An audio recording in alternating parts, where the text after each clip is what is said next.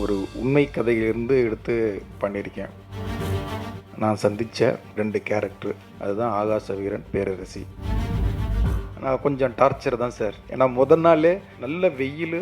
அந்த ஒரு டாப் ஆங்கிளில் பார்த்துருப்பீங்கள்ல, ஒரு பாறைக்கு நடுவில் கொஞ்சம் தடுமாறுனா அங்கிட்டு போய் விழுந்துரணும், இல்லை இங்கிட்டு விழுந்துரணும். அவ்வளோ ரிஸ்க்கான இடம்.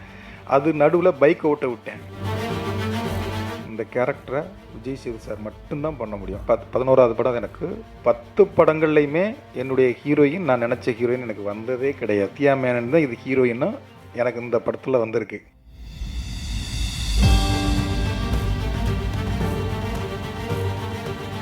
எல்லாருக்கும் வணக்கம்.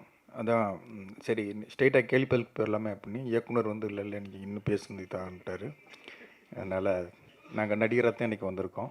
ரொம்ப நாள் ஆச்சு மீடியாவை சந்தித்து, கிட்டத்தட்ட ஒரு 3 வருஷத்துக்கு மேலே ஆச்சு. உங்களை சந்திக்கிறதுல எனக்கு ரொம்ப சந்தோஷம். தலைவன் தலைவி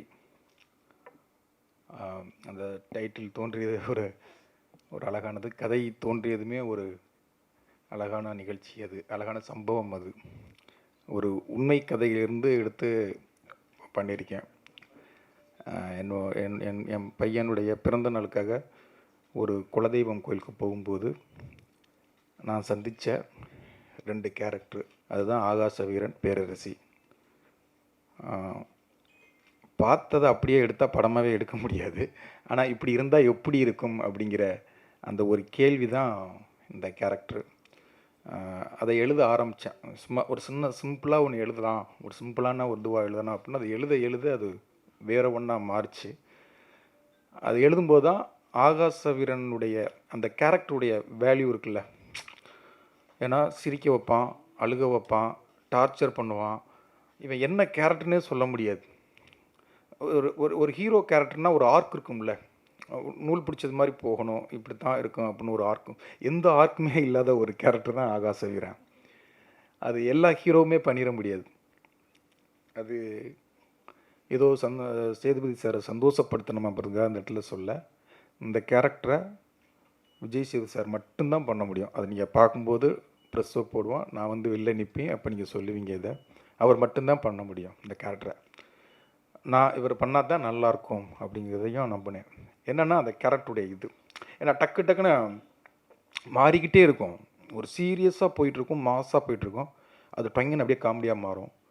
காமெடி போய்கிட்டே இருக்கும், டக்குன்னு அது எமோஷனில் மாறும்.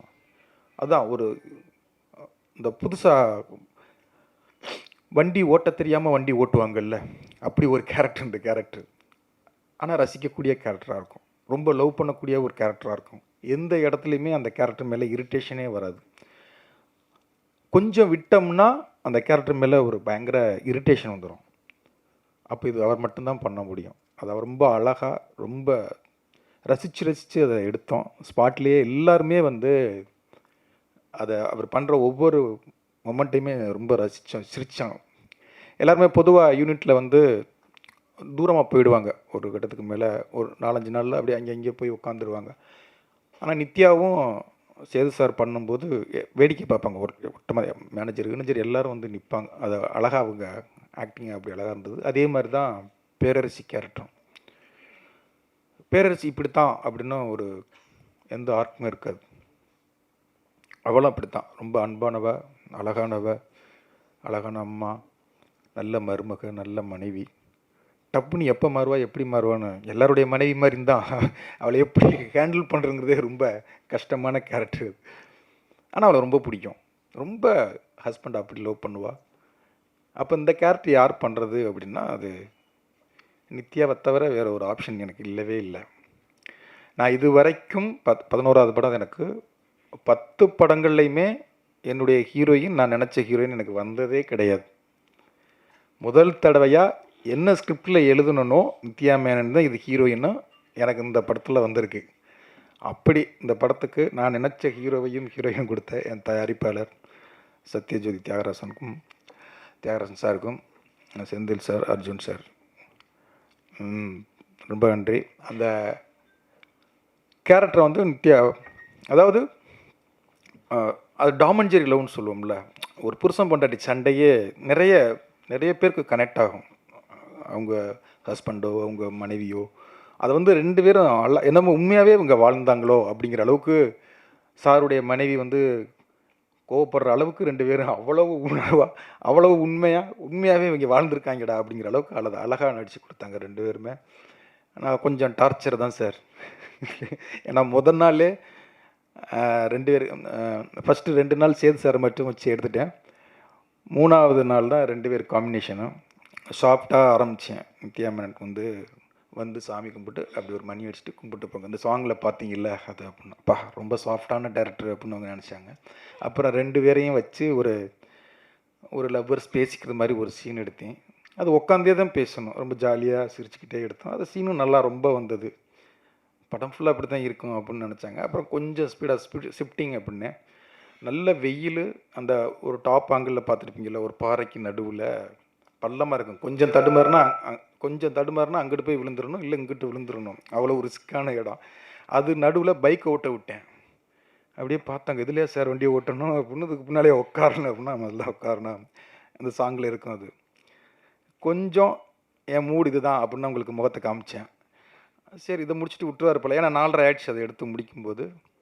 சரி ஃபஸ்ட்டு நாள் கொஞ்சம் மூடாகவே நல்லா நிறைய எடுத்துட்டோம், விட்டுருவார் அப்படின்னு நினச்சாங்க. பக்கத்தில் யானைமலை இருக்குது, கொஞ்சம் மேலே ஏறுமா நல்லாயிருக்கும் அப்படின்னா, இது இன்னொரு நாள் எடுத்துக்கலாமே அப்படின்னாங்க. இல்லை அடுத்தலாம் கூட்டம் வந்துடும், ஷூட்டிங் நடக்கும் தெரிஞ்சு, இப்போ நான் ஃப்ரீயாக எடுத்து வந்துடலாம், பர்மிஷன் இன்னைக்கு தான் இருக்குது. சரி நீ ஏறுனா மலை ஏறிக்கிட்டு இருக்கான். ஒரு 1 ஹவர் ஏறுறான்.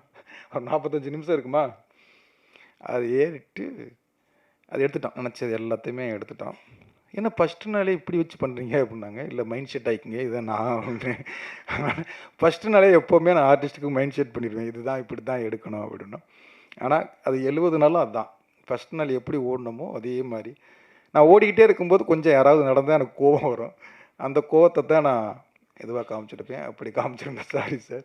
அதே மாதிரி தான் தயாரிப்பாளர் சைட்லேயும் அந்த மாதிரி தான். நான் ஏதாவது இதுவானா டக்குன்னு செந்தில் சாருக்கு ஃபோன் அடிச்சு, சார் அது நடக்கலை சார், ஏன் சார் நடக்கலை அப்படின்னு சொல்லி கோவப்படுவேன்.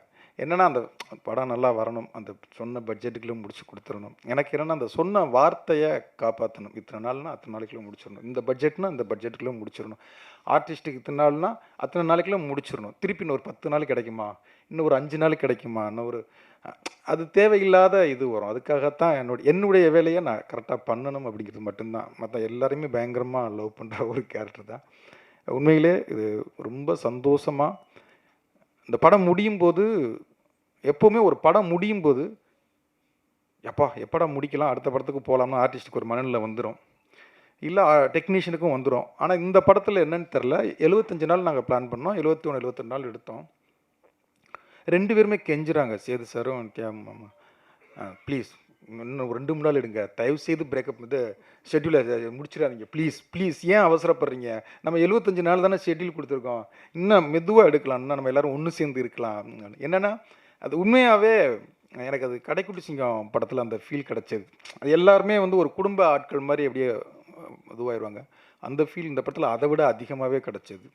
ஒன்றாவே உட்காந்துருப்போம், ஒன்றா சாப்பிடுவோம். சார் பரோட்டா போடுவார், அதில் ரிஸ்க்கான பரோட்டா போடுவார், சாக்லேட்டு பரோட்டாம்பார், அது என்ன சார், வாட்டர்மெலன் பரோட்டான்னு கொடுப்பாரு. நாளைக்கு ஷூட்டிங் இருக்கே, அதை சாப்பிட்றதா வேண்டாமான்னு பயம் இருக்கும், சாப்பிடுங்க நல்லா இருக்கும் அப்படிம்பாரு. அப்புறம் ஒவ்வொன்றும் ஒவ்வொரு வெரைட்டியாக கண்டுபிடிச்சிக்கிட்டே இருப்பார். அவன் பரோட்டா கண்டுபிடிச்சா கூட இவ்வளோ வெரைட்டி கண்டுபிடிச்சிக்க மாட்டார். அதை சாப்பிட்றதுக்கு ஒரு கூட்டம் ரெடியாக இருக்கும், வாங்கடா அப்படின்னு சொல்லி இது பண்ணிவிடுவார். சந்தோஷம், ரொம்ப சந்தோஷம். அதே மாதிரி இந்த குழந்தைகளாக இருக்கும், ஒவ்வொரு கேரக்டர் எல்லாருமே யோகி பாபுலேருந்து எல்லாத்தையும் ஒவ்வொரு ஆளையும் சொல்லணும். அவ்வளோ பேருமே ரொம்ப கேமராமேன், அவனும் நானும் அவன் அசிஸ்டண்ட் ஸ்டில் ஃபோட்டோகிராஃபராகவும் நான் அசிஸ்டன்ட் டேரக்டராகவும் இருந்தோம். நானும் சேர்ந்து அவ்வளோ. நித்யா தான் கேட்டாங்க, உங்களுக்கு ஃபஸ்ட்டு படமா அப்படின்னாங்க. ஆமாம் அப்படின்னு. அப்படி தெரியலையே அவ்வளோ, ஏன்னா 2 பேரும் ஓடிட்டே இருப்பான், லைட் பண்ணுறது தெரியாது, எடுக்கிறது தெரியாது, அவ்வளோ ஸ்பீடாக ஓடிட்டே இருப்பான். அதே மாதிரி எடிட்ரு பிரதீப்னு சொல்லி கதைகளில் நான் லான்ச் பண்ணேன். இன்றைக்கி அவன் விஜய் சார் வரைக்கும் வந்திருக்கான். இந்த படத்தில் ட்ரெய்லர் பண்ணியிருக்கான், அது கொஞ்சம் ட்ரெய்லருக்கு டைம் ஆச்சு, இல்லைன்னா இன்றைக்கே ஸ்க்ரீன் பண்ணியிருப்பான். அவ்வளோ அழகாக பண்ணியிருக்கான். அதே மாதிரி ஆர்ட் டைரக்டர், ஃபைட் மாஸ்டர் சூப்பராக 4 நாள் பிளான் பண்ண ஃபைட்டை 2 நாள்லாம் எடுத்திருக்கோம். அது அவருடைய அந்த கிளாரிட்டி, அவ்வளோ சூப்பரான ஒர்க் அவர்கிட்ட. அதே மாதிரி முதல் தடவையாக சனாவும் நானும் வேலை பார்த்துருக்கோம். எனக்கு ரொம்ப பிடிக்கும் சனாவோட. ஒவ்வொரு தடவையும் இடையில் பசங்க 2 கூட நாங்கள் போய் பேசணும், அது சரியாக செட் ஆகலை. இந்த படத்தில் வந்து 5 சாங் பண்ணியிருக்காரு. 5 சாங்குமே ரொம்ப நீங்கள் கேட்டீங்கன்னா உங்களுக்கு தெரியும். இப்போ 2 சாங் தான் கேட்டிருக்கீங்க.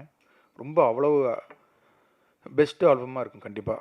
என்னுடைய படங்களில் இது ரொம்ப முக்கியமான ஆல்பமாக இருக்கும். 5 தீம் போட்டிருக்காரு. அதில் 4 சாங் விவேக் பண்ணியிருக்காரு. ஒரு சாங் கார்த்திக் நேத்தா எழுதியிருக்காரு. அந்த கார்த்திக் நேத்தா எழுதின சாங் வந்து எனக்கு வந்து கேடி பில்லா கில்லாடி ரங்காவில் வந்து இந்த இன்றைக்கும் அந்த அப்பா சாங்கு தெய்வங்கள் எல்லாம் தோற்றே போகும். அந்த சாங்கு நான் முத்துக்குமார் எழுதி இன்னமும் நிறைய பேர் அந்த சாங்கை சொல்லுவாங்க. இந்த படத்தில் ஒரு கணவன் மனைவிக்கான ஒரு சாங்கு எழுதியிருக்கோம். அது அன்றைக்கி ஈவன் டியூன் போடும்போது எப்படி நான் டியூன் போடும்போது நான் அழுதேன். எனக்கு என்னை அறியாமல் எங்கள் அப்பாவை நினச்சி நான் அழுதேன். அதே அளவுக்கு இந்த சாங்கை வந்து அதை டியூன் கேட்கும்போதும் அவ்வளோ அழகாக இருந்தது. அது லிரிக்ஸை வந்து இதுங்கும்போது அந்த சாங்கை கேட்கும்போது என்னை அறியாமல் பல பலன்னு நான் கொட்டினேன், அழுதேன். அதை அப்புறம் எடிட் பண்ணுறதுக்காக எடிட்டருக்கு அனுப்பினேன். அவன் சொன்னான், சார் சாங்கை கேட்கும்போதே அழுதுச்சு சார், அழுக வந்துடுச்சு சார் அப்படின்னா. அந்த சாங் விஷுவலாக பார்க்கும்போது உண்மையாகவே கணவன் மனைவியை பிரிஞ்சிருந்தாவோ, காதலன் காதலியை பிரிஞ்சிருந்தாவோ, நண்பன் நண்பனை பிரிஞ்சிருந்தாவோ, அவங்க எல்லாருக்குமே இந்த சாங்கை கேட்கும்போது ஒரு உண்மையிலே ஒரு பயங்கர ஒரு ஃபீல் வரும். ஒரு யோசிப்பாங்க கண்டிப்பாக. இந்த படம் வந்து டைவர்ஸை பற்றி கொஞ்சம் பேசியிருக்கோம். இன்றைக்கி வந்து டைவர்ஸ் வந்து ரொம்ப அதிகமாகிட்டே இருக்குது. ஏன் அப்படிங்கிற ஒரு கேள்வி தான் இந்த கதை. அதை வந்து ஒரு விஷயமாக பேசியிருக்கோம். அது கண்டிப்பாக இந்த படத்துக்கு அப்புறம் நிறைய பேர் யோசிப்பாங்க. கடைக்குட்டி சிங்கம் நம்ம வீட்டு பிள்ளை படங்கள் பார்த்துட்டு நிறைய அக்கா தம்பிகளும் அண்ணன் தங்கச்சிகளும் ஒன்று சேர்ந்துருக்குன்னு என்கிட்ட சொல்லுவாங்க. நிறைய கணவன் மனைவிகள் யாராவது டைவர்ஸ் ஆகணும்னு ஆசைப்பட்டிருந்தாவோ, இல்லை கோர்ட்டுக்கு போய் கொண்டிருந்தாவோ, போகணுமா அப்படிங்கிறத ஒரு யோசனையை கொடுக்கும் அப்படின்னு நான் அந்த படத்தை நம்புகிறேன். கண்டிப்பாக வந்து யோசிக்க வைக்கும் அப்படிங்கிற நம்பிக்கை எனக்கு இருக்குது. அது படம் பார்த்ததுக்கப்புறம் பார்ப்போம். நன்றி. தேங்க்யூ.